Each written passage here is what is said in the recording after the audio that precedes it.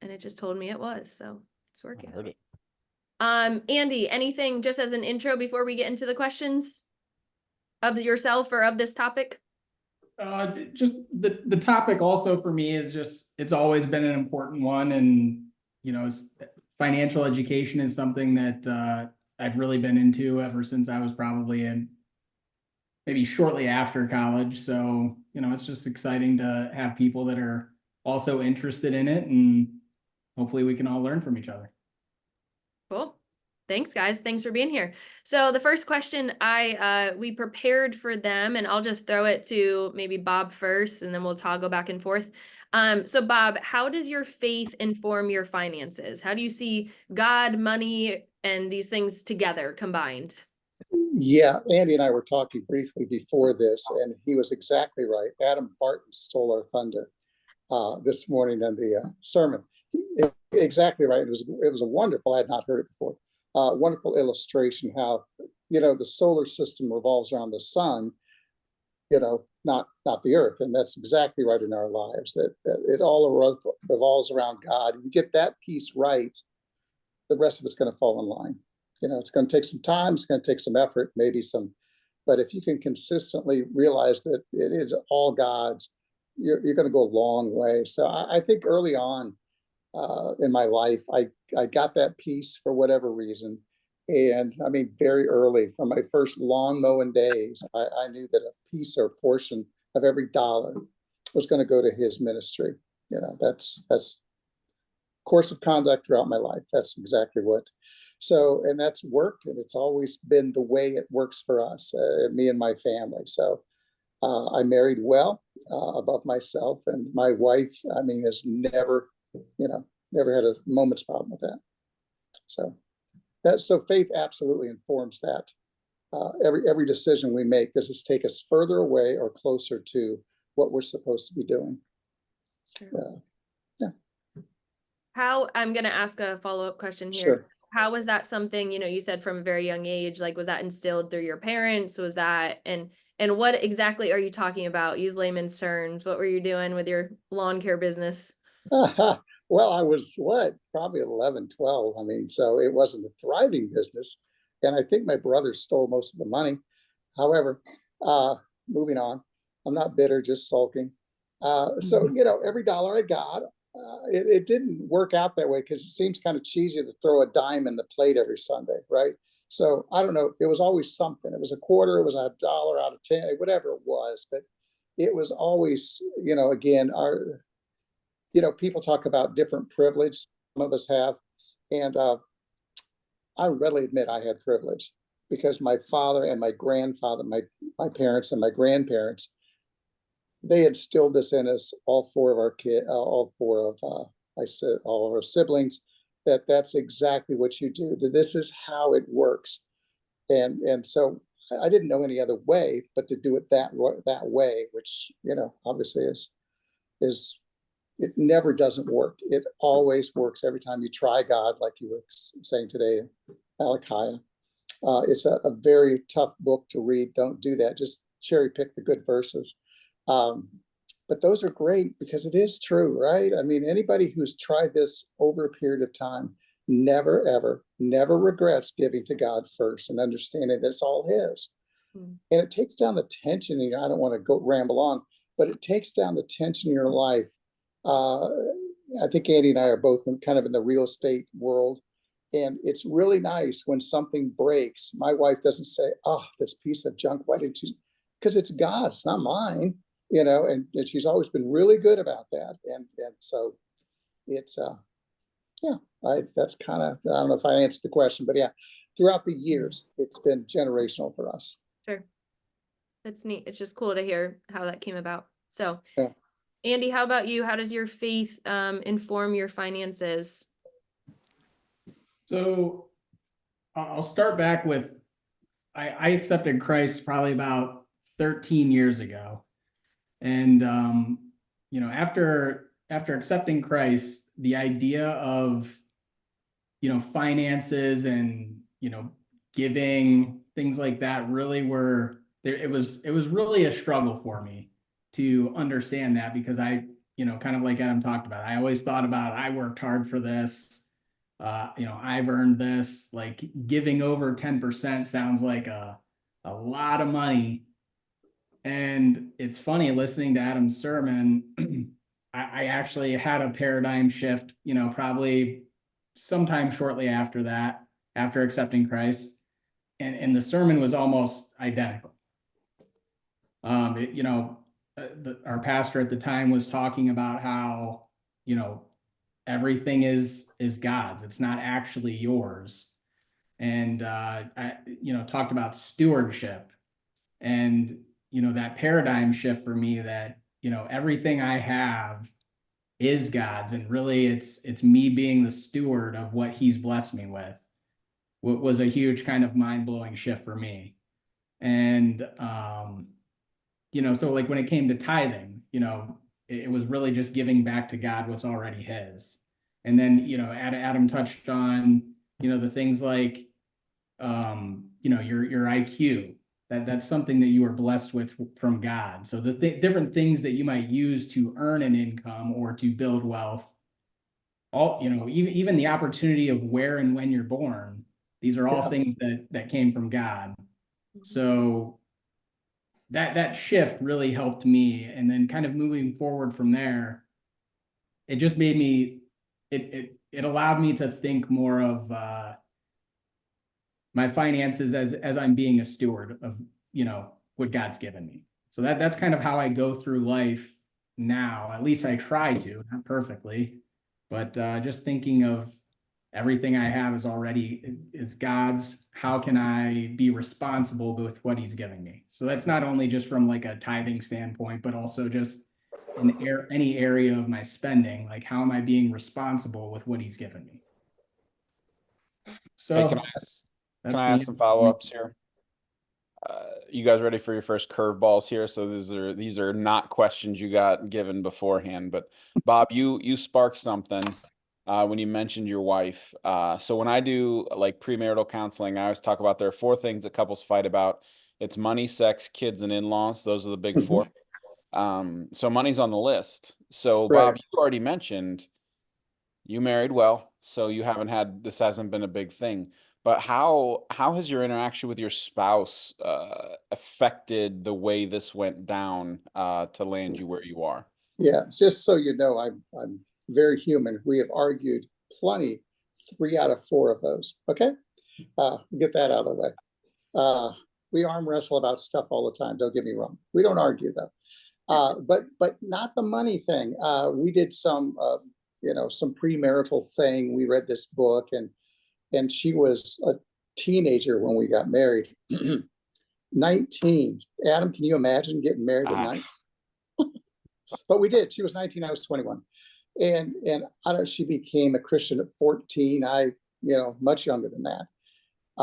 And it was just literally one small conversation before we got married. And it was like, yeah, we're on the same page. It's easy to say, but it's harder to live out when you have a couple of kids and you want to send one to private school, or you want to do, but always, if I went to her and said, hey, there's this giving opportunity beyond our tithe. We want to do something special for this missionary or this person in need. I talked about it today. I asked her today, I said, I don't want to say this if it's not true. She said, no, there's never been a single time, if you came to me in the last 44 years, never entered my mind to say, nah, we shouldn't do that. So yeah, being on the same page is so big. Some of you have already made that mistake. Sorry. But if you haven't, really pay attention. You're exactly right. People argue more about, I've heard, Adam, finances than anything else, money more than anything else. And imagine if you can order your private life so that you pull that one out of the equation. It's huge. It's really big. Yeah. There's plenty of other things to argue about. Why have that be one of them? Right. Andy, how about you? Did you have as smooth of a road? Yeah, I would say our road has been pretty smooth when it comes to finances. I heard somewhere a long time ago that like every couple usually has like a saver and a spender. Yeah. And I would say we kind of fit that mold. So, every once in a while we deal with that. but it's Wait, which never one are you? really- What's that? Which one are you? I'm the saver. Of course you are. Yeah. But I mean, it's never been an issue really. I guess we've just been lucky in that respect. That's good. That's good. All right, here's my second follow-up. You both have used the word tithe. Andy, you even used the big word stewardship. I don't know if you noticed, I intentionally did not use either one of those words this morning. Sure. So I'm interested in, well, first, if you could define tithe, and then where do you get it from? Go ahead, Bob. Yeah, so tithe literally means 10% or 10, Old Testament. So it is Old Testament. So here's how I view it. In fact, I was talking to Chris, who's on staff there, and we disagree a little bit. He's welcome to be wrong. Now, the New Testament sets aside a lot of that Old Testament stuff, right? So I don't think there's anything that says, oh, you got to give 10%. I think because the New Testament, we have the Holy Spirit, we have all these advantages. I think that's the starting point. Because we've been given so much, we know so much more that I really feel that, that the old law is gone, and that's stewardship is exactly what Andy was saying. It's God's money. I'm here to manage it well. That's that. I'm the spender, by the way, in our relationship. I like nice things. But anyway, so go ahead, Andy. What do you think? Yeah, tithing, Andy. So Bob kind of mentioned there's a little bit of a theological thing there. You mentioned tithing. So where do you see that in the Bible, and how do you follow it? I mean, kind of just what Bob said. I mean, I don't think I could go back and quote scripture, but yeah, I mean, just what it states in the Bible of, tithing in the Old Testament of giving 10%. I don't know where in the Bible is that, Adam? Well, I could give you several. This is so it is in there. The number 10% is in there. Let me shift it though. I don't want to go super theological. You both say you're practicing it, so let's get back to practical. How would you advise somebody if they're like, man, 10% sounds like an enormous number, like Andy, like you said when you first heard it, and I mean, it is a big number. What would you tell somebody who's trying to start off and say, hey, I want to give, but that's really unrealistic for to start? What should I do? Yeah, so what we did was we just started small. Like it was a process to get to 10%. So I mean, this was years ago, so I can't remember exactly how we started, but like it might have been like, all right, let's start with 25 or 50 bucks a month. And then we, maybe every few months we would kind of reassess things and, can we give more? Can we afford to give more? And then we just, as time went on, as we would just kind of reassess our situation, we would just start giving more, and we kind of built our way to that point where we could give 10%. That's good. Bob, do you have any advice to somebody starting off? Yeah, thanks, Andy. I think exactly like you do that, and this kind of jumps down to maybe the third question, Alyssa, or something else. I don't want to steal that, but I think what everybody needs to do, our whole nation needs to do, is create margin in their lives, in everything, right? I mean, Adam, you've talked about this, whether it's in your personal life and give yourself time, or whether it's just build margin. And if you'll do that in your finances, and there's lots of ways to do it, and we can talk through that sometime.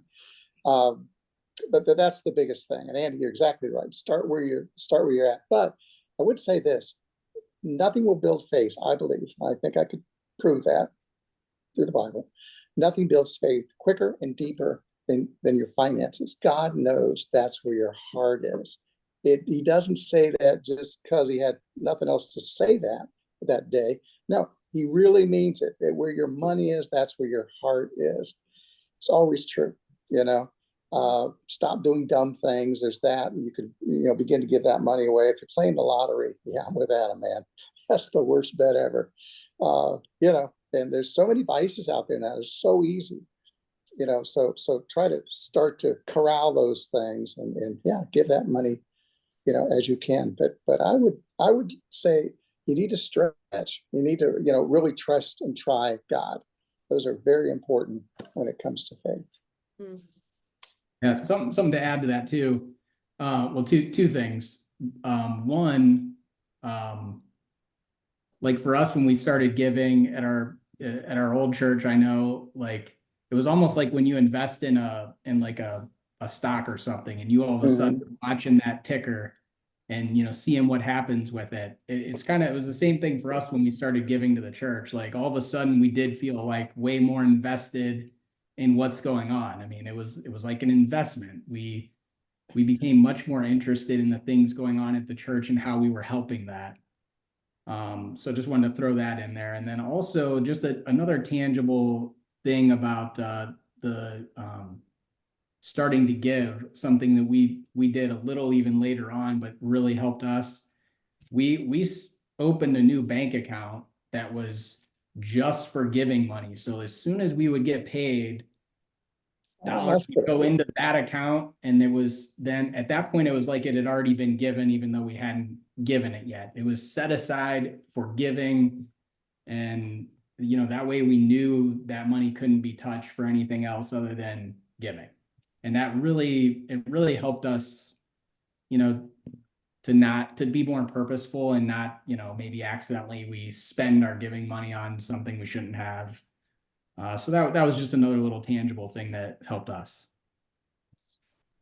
Good. That's great. Alyssa, I kick this back over to you. Sorry, I'm going to start stealing all your questions out of order, but No, you're good. I want this to go as natural as possible. So the next question, I know these all kind of overlap, but talk to the person that's like, okay, maybe haven't made that turning point yet. What was your turning point? Like, when did that happen? When did you start caring? Because I think a lot of us, like, right, it's one thing to know something, and then it's another thing to be like, oh, I actually need to take a step in this, and I want to take a step in this, and it matters to me.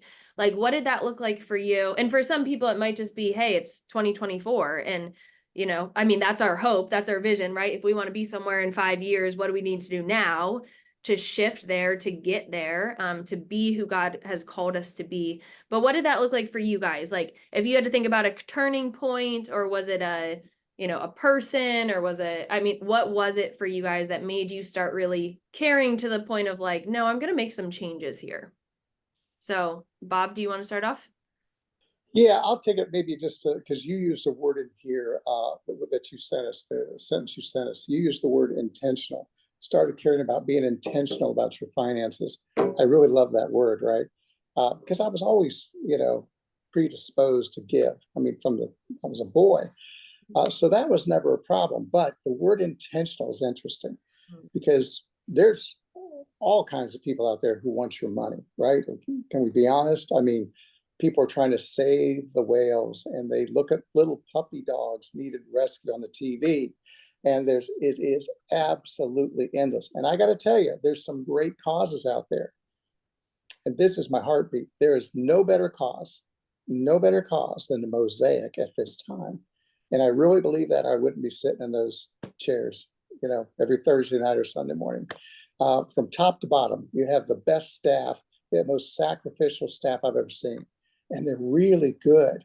I mean, they're not B players, none of them, top to bottom. I could go on about that, but then we'd run out of time. But they're sacrificial financially too. They're far under market value for what they do. They drive used cars. Their kids they're well taken. Don't get me wrong. God takes care of them if we don't, but it's our job to take care of them. And I was always taught, I'll tell you how I got there. Early on, I was in college. I was 21, 22. And there was I won't name them. I don't even know if they're still in business, if you will. But there was a missions board, and I knew a guy there, and he said, hey, can you give to the missions? And then we did. We gave to us, I think it was $100. But I was a college student. That was real money. And then I ran into one of their missionaries at work. And I said, how's things going? Da, da, da. He says, we literally get 10 cents out of every dollar makes it to the mission field. That's terrible. And I became really intentional then and there. And that's why, any dollars we have, we talk about it. My wife and I, we really study. There's some wonderful opportunities and there's some crazy bad ones. And I would say the more local church, because that's where you have the most value. That's where you have the most control. You can call up Chris anytime you want, who's what's his title? Executive pastor. He's in charge of finances. He is an open book. He'll say, yeah, here's what we're doing. Here's what we did. You don't have to have any questions about where your money's going and why. And I love that. That's very important to me. So I'm not saying that's the only thing, but I'm saying it's the first thing you got to be taken care of. That's just me. So when you talk about intentionality, I'm a local church guy. Yeah. Go ahead, Andy. So for me, the turning point, and this was really not a faith-based turning point. This would be, before I was ever following Christ. I was like right after college, a coworker of mine recommended a book to me called Rich Dad, Poor Dad. Anybody else read Rich Dad, Poor Dad? Sure. So, to be honest, at this point, I couldn't even tell you what was in the book. I just remember that it was another paradigm shift for me that just got me thinking about my own personal finances in a different way than I ever had before. And it also kind of gave me that's what kind of gave me the burning desire to just kind of, keep reading about it and keep learning about it. And, I guess I've been reading and learning about finance ever since then. So that was the turning point for me. It was just right after college. I knew I had to figure this stuff out, to be able to survive in the world. So yeah. Nice. So hey, so you guys know it's hard for me as a pastor on Sunday morning. I have to be real careful about how I say what I say, but I mentioned on my Thursday sermon and the 11 o'clock. I actually didn't talk about it at the 9 o'clock. They're all different, so it depends on which one you were at. But I mentioned that Lisa and I also got married young, Bob, with you. She was 18, I was 20. But this is one of the things that we did, quote unquote, get right from the get-go, is that we decided, hey, we're gonna tithe right out the gate, even when we had nothing. That was a thing that we just decided we were gonna do, and we've just been doing it ever since. So what's almost happened in our mind is we don't even think about it. Like, it's not even a part of our money. We just give it right back, and it's not even a thing. So while I think that is like cornerstone for us, because it is first, right? We talk about first is the first thing. What other stuff would you have for somebody who's trying to maybe they're in a mess, and they're looking around and everything's just like, I got to figure this out. Like, what would you say are some of like the first things they should do, like the first moves to make if they feel like wherever I want to get, I'm really far from that. We've established here giving as a pillar, as a foundational piece. What else would you guys say? So Okay, I'll take this. Where I would start is you have to figure out where your money is going. So you have to, and I hate this word, budget, but you have to somehow put some parameters. You know what the size of your bucket is. Now you got to figure out where the holes are. You're making $100 a week, spending $10 a week, eating out. That's you can't do that. Okay. So what you need to do, and there's an app, Every Dollar app. It's a Dave Ramsey thing. I'm not a big Dave Ramsey. I mean, I'm not 100% on Dave Ramsey. He's a financial guru, if you're not familiar. But he has some really good stuff, and that is one of them. Just download that, print it out, and then start to give every dollar a name. Say, oh, this one goes to, childcare. This one goes to, pencils. And every single dollar you spend, you need to figure out where it's going. And then you can really start to put your arms around it. Now, some people, they make so much money, and bless them, that's not even an issue with them. They can spend, tons of money all over the place, and their shovel is so big, they're bringing in more money every week. So it's not nearly as they still, I think, because it's not their money, I really feel like they ought to Give every dollar. Why? Because it's not theirs. It's God's. So if you, I don't care how much money you make, if you got 3 car payments and a boat payment, and 2 houses, and you're paying on all of it, you know what? Maybe you ought to reassess that. But yeah, I think that's where you start. You start with what size is your bucket, where the holes are. Why don't you like the word budget?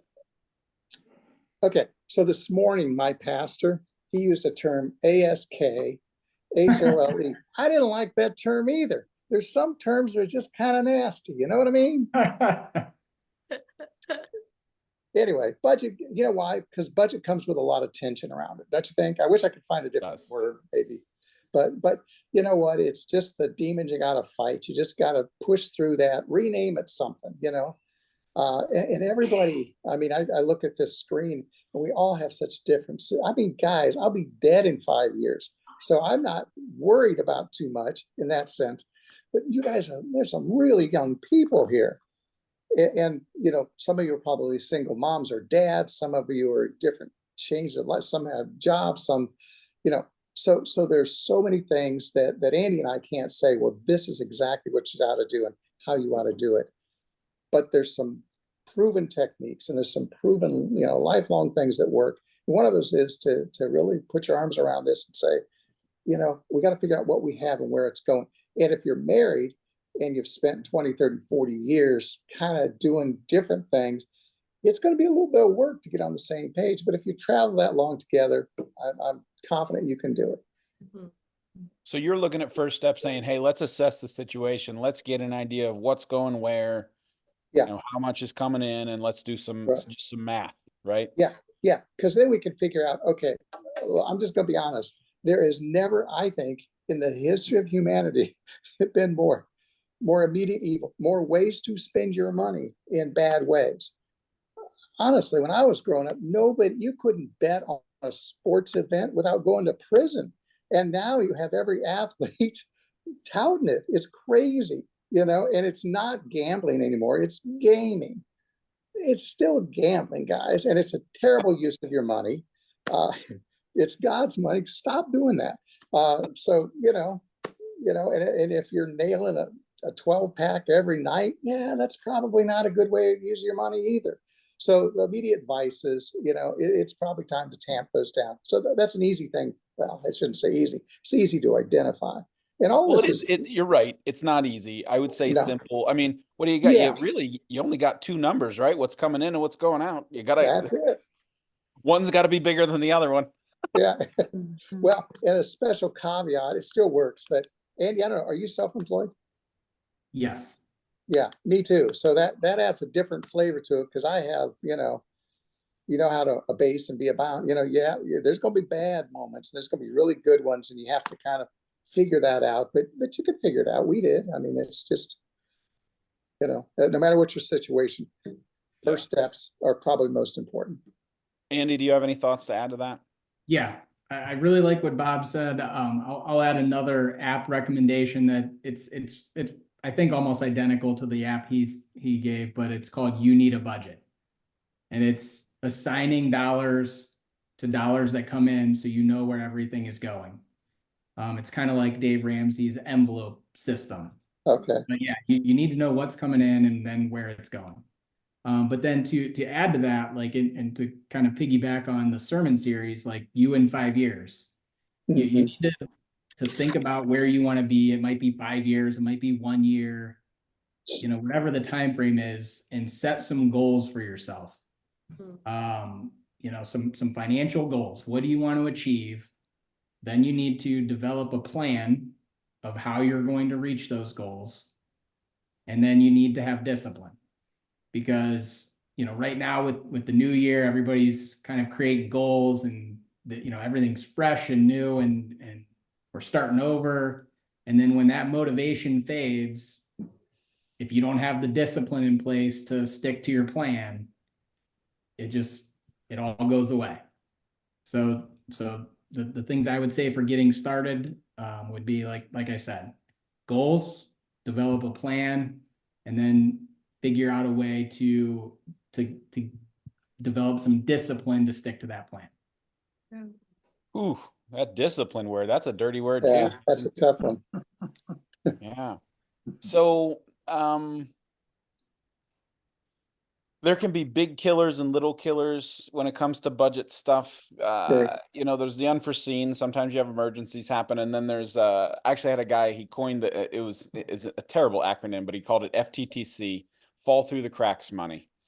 Yeah. Little stuff Yeah. over and over and over again that makes mistakes. I don't know, like talk for a minute about if you're starting to get a budget and then you get the big smack in the face of something big happening.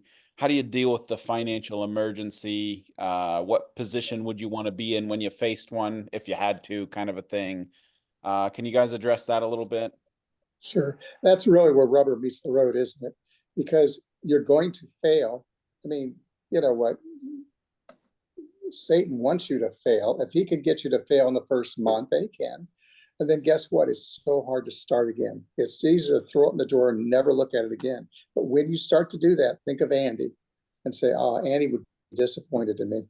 So that nice guy, I don't want to disappoint him. So, but it's true. Just start over. Just keep going. And so let's say your car repair is $1,100 and you don't have a dime of that. It is discouraging. But I go back to Adam, you're exactly right. The first fruits, the first dollars, whatever that is, 3%, it doesn't matter what the number necessarily is. Give that first. It will work out event some way, somehow. That's where the faith comes in. That's where miracles come in. So, I know it's tough. It's easy for me to say here, sitting here 40, 50 years later, but we have those things happen all the time. And especially when you're in business for yourself, you never know when something's going to blow up or something go awry or somebody's going to, threaten to sue you. There's all kinds of stuff.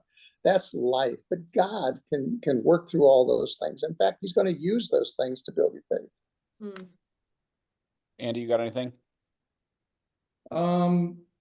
Yeah, I mean, kind of like just what Bob said. I mean, once you figure out the whole budget part of things, ideally you get that figured out to where you do have more coming in than is going out. Then, an early goal for everybody should be to have some sort of savings, like 3 months, 6 months, a year's worth of expenses saved for those types of events that come about like that. Now, as you're working towards that, if something happens and it kind of blows your budget, you just have to, like Bob said, you just got to start over. You just, it'll work out. Just keep working at it. Yeah. So yeah, you want to come at it from a position of strength, ready for those things to get hit in the face. And if you're not, you just kind of got to deal with it. I'll add this. So the fall through the cracks thing, one of the things that me and Lisa have over 20 years of being married, we know the things we're both prone to do that aren't smart financial. And I'm not talking the little stuff, it's not like, oh, we're going to go buy a car. We don't do stuff like that. But like our big one is going out to eat. It is both of our weaknesses. If one suggests it, the other one's going to say yes. Yeah. So we both know that. And now there's this cafe in town that's super tempting all the time to go to. But it's for a good cause, so we're okay with that. But yeah. We both just know each other's weaknesses, and that helps us kind of maybe plan around that to not have that fall through the cracks stuff. Andy, you don't have that problem at all, right? Your wife never goes to King Street Cafe ever. Never. He does not like coffee drinks at all. Yeah. Okay, so Bob, I agree with you. The word budget is a bad word. How do you do this and not hate your life? No. If you do this, you're going to love your life. It's just the truth. So Adam, we talked about this a couple of years ago.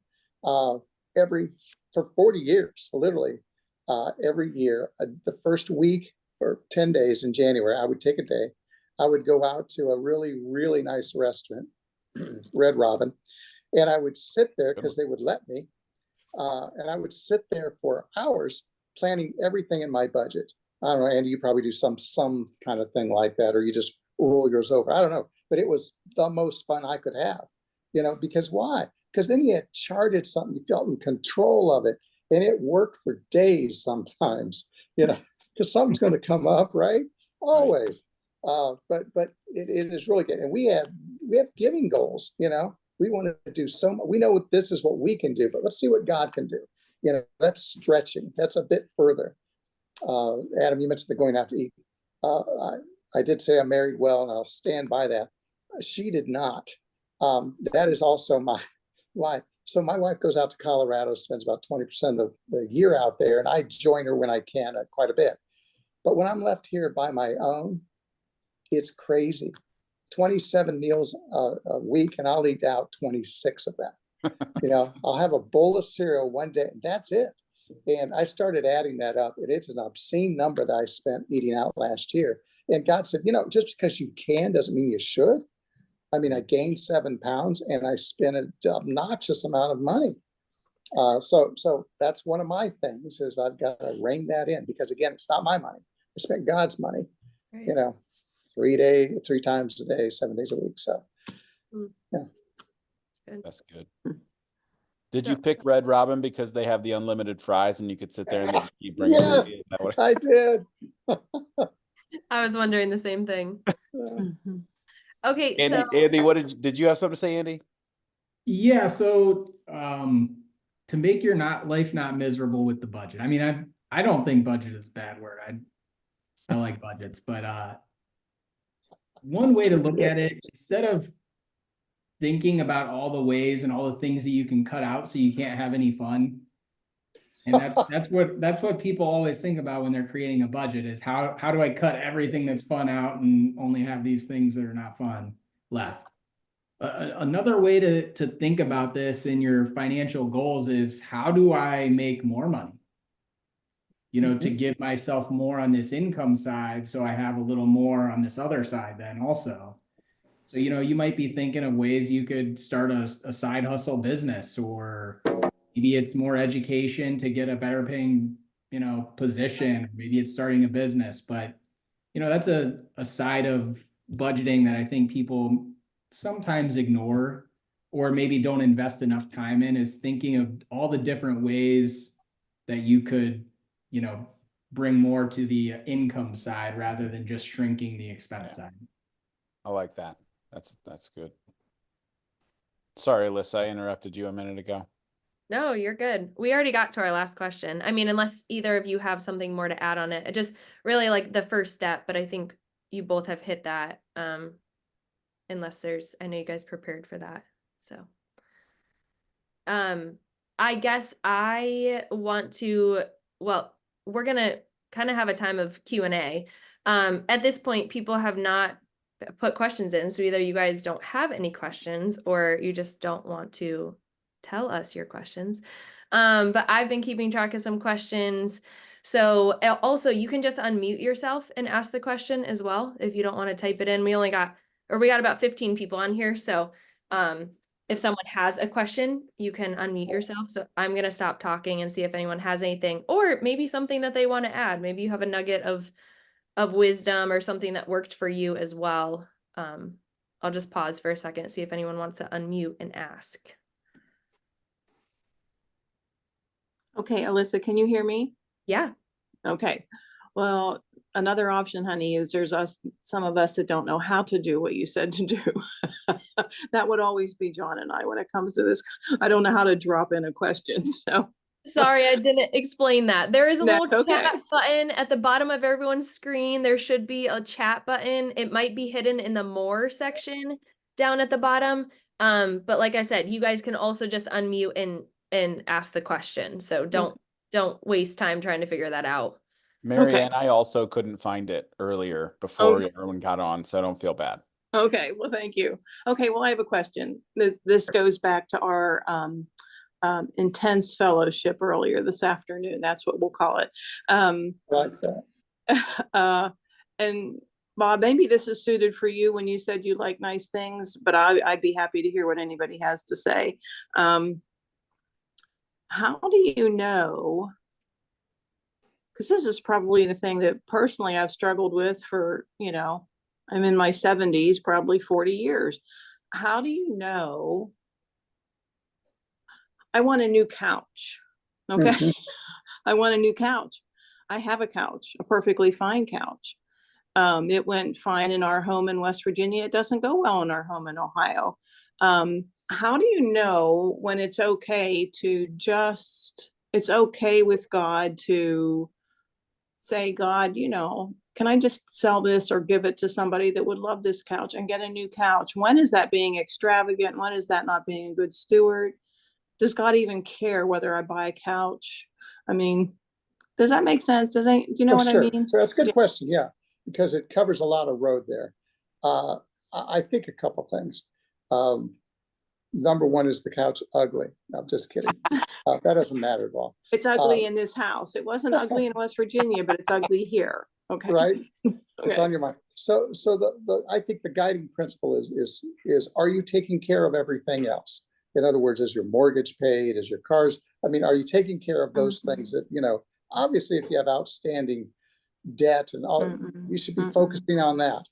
If that's all taken care of, if you're tithing or sending, whatever, I don't mean to use that word, but if you're taking care of Mosaic and forget the dogs, the puppy dog, then God is perfectly happy for you to buy a couch. I don't see any problem with that at all. Yeah, I'm just spinning. We all have an area of indulgence. I think we should probably cover that. Everybody. Adams, I suspect, is tennis shoes. We all do. We all do. And I'm not telling you mine. My wife might. But we all have those. And even the tightest, smallest budget. There's something in there you think, man, I'd really like whatever it is. And, eating out, whether it's eating out or, that I heard, who was it? Not Elon Musk, but somebody like that talk about it just this last week or so, that if you stop at Starbucks, King Street's fine. If you stop at Starbucks once a day, 365 days a year, you've spent $12,000 to $15,000. Now, it's true. Yeah. Now, if you're only giving to the church $500 a year, guess what? I think that's not right. Now, if you've got those things in balance, buy the couch. I mean, seriously, I know I have friends who I'm sitting in a very nice house that I covet. I don't covet much, but my sister's house is very nice. But she can afford it because she's ordered her private life, and it's not a strain. It's not a struggle. And I don't like her, but I'll use her. Okay, thank you. Yeah. Marianne, you bring up an interesting conversation. So I had a professor in college, in one of our ethics classes. He stood up front, and you're in a room full of college students, and he holds up this pen that he had, and he said, "This pen is $300 pen." In a room full of college students. And he's like, "What do you guys think about that?" And you should have heard us railing away on how immoral it was to own a pen that cost $300. Wow. But he was baiting us because he's like, "Oh, really? Like, how much did your Xbox count or cost?" And it was like one of the, like Bob said, like, what are you indulging on? And he was obsessed with pens. It was a weird thing, but he loved them. But I do think it does beg a question. And what I like about it is I think it should be a discussion, right? Like whenever we're going to do things, because we live in America and we get luxury and necessity all kinds of tangled up. Right? I need my coffee every morning. Oh, really? Yeah. Luxury and necessity. I think that's a big discussion you should have with your spouse if you're going back and forth, like, hey, what's needed versus is this really a thing? And you got to work it out, right? That's the, you put the gloves on. What did you call it? Intense fellowship. Yes. Yeah, you have the intense fellowship. But a lot of that, I think it's also known, like Bob said, his wife knows my wife knows mine. We both know each other's. Like, you got to be able to be on the same page with that. And if it's ordered, then there's a place for it. It's when you do it out of order that it really jacks everything up. Yeah. Andy, do you have any thoughts on that? Not really, other than what you said. I mean, I completely agree. If you've got your priorities ordered, I don't think God wants us to feel guilty. No. So if you have those things ordered, then I don't think you need to feel guilty about indulging in something. Yeah.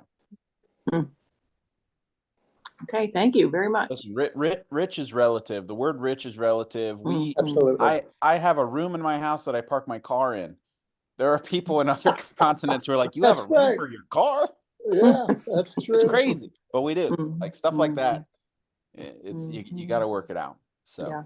Mm-hmm. Alyssa, have we had any other questions come in?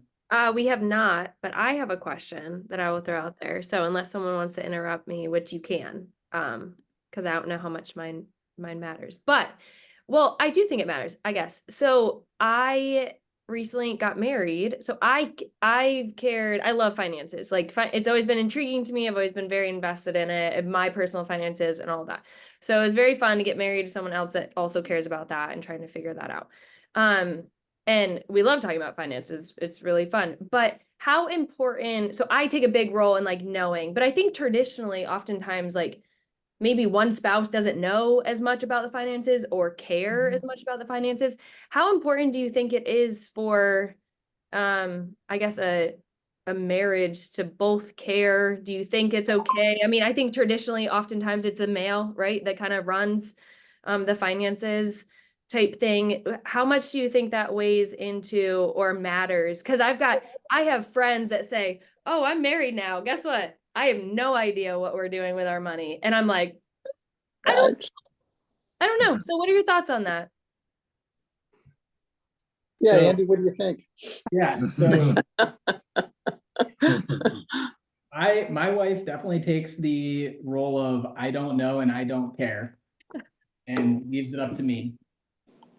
And we would talk through, big purchases and things like that, but pretty much the only thing she cares about is that if I die, she knows where and what they're at. Yes. That's really the only thing she cares about. Mm-hmm. So I encourage her and would love for her to know more and to care more, but she just doesn't. And I don't think there's a huge problem with that. I mean, it might add a little stress to me because I feel like it then all rests on me. Mm. But I guess it's worked for us. So I think it's great though if you both care and talk through things and both enjoy that aspect of it. I think that's great to both be fully invested in it. Sure. I think that speaks to a level of trust that she has with you. Yeah. I can view that as a good thing. Mm-hmm. Yeah, it works for us. I mean, but some people just don't care. I can't make them. Right. Bob, what do you think? Oh, I think he's exactly right. Andy's exactly right. We kind of have a similar dynamic. I like Alyssa. I love finances, have since I was a stinking child. It's just my mother said I didn't understand math till she put dollar signs in front of the numbers. It's just kind of true. It's really, and there's but you earn trust, right? Or you can break trust. And I think longitudinally over the last 40 some years, I mean, Kim knocks on the door once in a while of me and says, hey, what are we doing here? How are we doing there? And so she checks out, there's some accountability there, but by and large, yeah, it's worked well for us that I take, the greater, it's not a burden she wants and I wouldn't want her to have it, because I've spin a lot of plates and it's barely managed chaos. And that would make her nervous, trying to land the plane here now compared to previous years, but yeah. So I can add one in as a little different maybe scenario. Yeah. My wife, went to school for accounting. So she's good. really good at like the detail stuff. So we kind of do it as I like the big picture and the where we're going stuff. And she's the one who's like, I'm going to pay the credit card here and I'm going to pay this here. And like, if you put that in my hands, I would screw it up because I'm not detail oriented like she is. So we've just worked it out that way. And my suggestion is always like, hey, it doesn't have to be the man doing this and the woman doing this. It's man, work it out as to who's better at it. Yeah, that works for us pretty well. Pretty well. That's cool. I'm the dreamer, so Alyssa, I don't want to embarrass you, but I do feel like I could share a little bit of your story because we had talked about it a year or so ago. This is one of the reasons I absolutely love this staff. You moved from Pennsylvania, right? Yes. And you had a real salary, and you moved to one that was just, I mean, you could go to Arby's and make more money, but you had ordered your private, it's true, that you ordered your private life. So you didn't have any debt, you didn't have any obligations, and you know, then you were laser focused on, you know, I don't want to say it that way, on missions and I mean ministry, right? And then God brought this guy along, you know, and that worked because everything else had worked. Yes. You know, and so that's a wonderful testament about how ordering your private life and trusting God's finances. It's amazing what God does with these things. It's a lot of minor miracles that we should never ignore and we ought to talk about, which I would say that's one of the things we did, particularly my father did. I mean, a lot of people sit around their kitchen tables and talk about sports every stinking night, or politics every stinking night. My dad talked about money. He talked about ministry. He talked about finances, and he has 3.5 kids who really get it, you know, so. 3.5. 3.5. It's pretty good batting average, 750. Yeah. Really good. Okay, so I'm gonna ask that real quick, and well, nobody's trying to interrupt. So okay, so how important do you think it is to like talk in front of your kids about like money? Or is there like a certain age? Like, do you think that's important to have those conversations around the dinner table, or? Yeah, I have a 9-month-old grandson that I'm talking to now because I need him to get it. No, I mean, think about it. Here's how I look at it. When I was going, you know, business school, there were numbers out there. And forgive me, and you're 30 years more current than I am, but so many impressions for me to sell you something.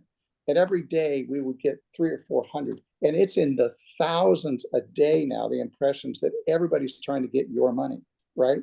So why would we not, as parents, grandparents, weigh in on that and say, hey, did you notice that commercial, what they were trying to sell you, trying to say to you? I think it's very important. I think the younger, the better. I think it should never be an awkward conversation, never has been in our lives. So. Neat. Andy, how about you? I know you got kiddos at home. Yes, I completely agree. I think it's very important to start teaching them about finances at a young age. I mean, that's really it. I mean, the sooner they learn, the better. At least basic concepts of, you know, I have this much money, and if I spend it all, then I don't have any more left to go spend on anything else. What, they can't just spend your money? I don't understand. They think they can. Yeah. So how do you go about it? Do you do an allowance thing, or do you have like you seem like you're really organized, so you'd have like a system for this? I don't have a great system, but we do an allowance. And, you know, I try to put choices to them and kind of teach them trade-offs. The main thing that I really try to teach them right now is, you know, if you spend your money here, then that's gone. You don't have that to spend over here anymore. So they have allowance, and when you know, there's certain things we buy for them, like clothes and whatnot. But you know, sometimes they want something that's maybe a little more expensive, and I'm like, well, you're gonna have to choose. Do you want to spend your money on that?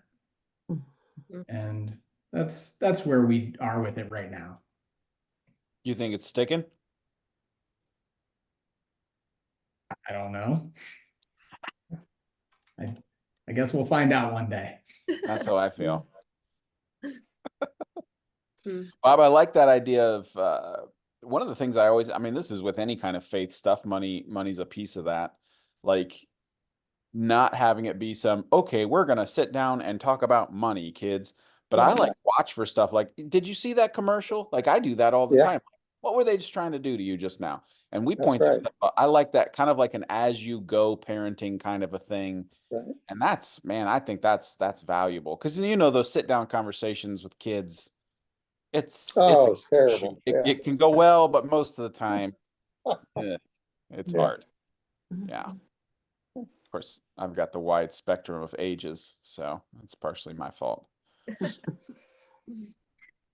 Well, it is 8 o'clock, so I feel like that hour flew by, Did. which is kind of crazy. So here's what we want to do. Feel free to still unmute yourself if you have a question.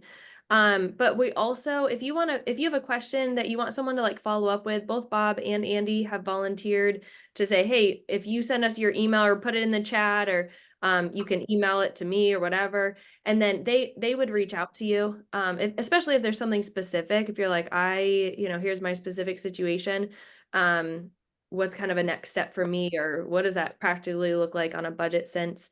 And then they should be able to direct you at least to a next step, and that may not be with them, it might just be a next step to the right person that could help in that area. So feel free to, if you want to like talk about something specific around this, please put your email in the chat. And yeah, I think this was our first session, and it was really great. So I want to say thank you to Andy and to Bob, just for you guys sharing, putting time in preparing for this, and really just giving us, I feel like, tangible ways for us to kind of take a next step. Because here's the thing, like, once again, we see ourselves somewhere in 5 years. We got to get serious about some of these things, and we got to do it now, because we're not going to be able to shift it.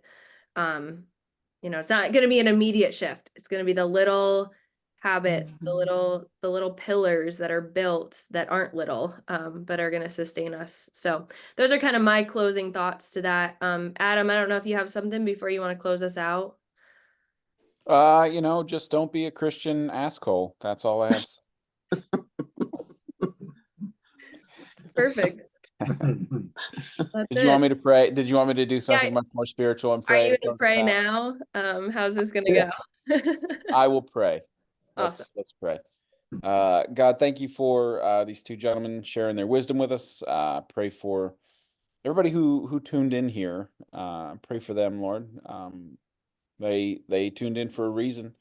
They're searching for something. They're looking for something, Lord. And I just pray that you would guide them in that journey. That you would give us the wisdom and the courage to honor you with our finances, and to have just some common sense with stuff, Lord, that overcomes some of those just urges we have to spend money on stuff maybe we shouldn't do that. And I pray for any questions that pop up, Lord, that they would get answered, and that we would honor you with our money. In Jesus' name I pray. Amen.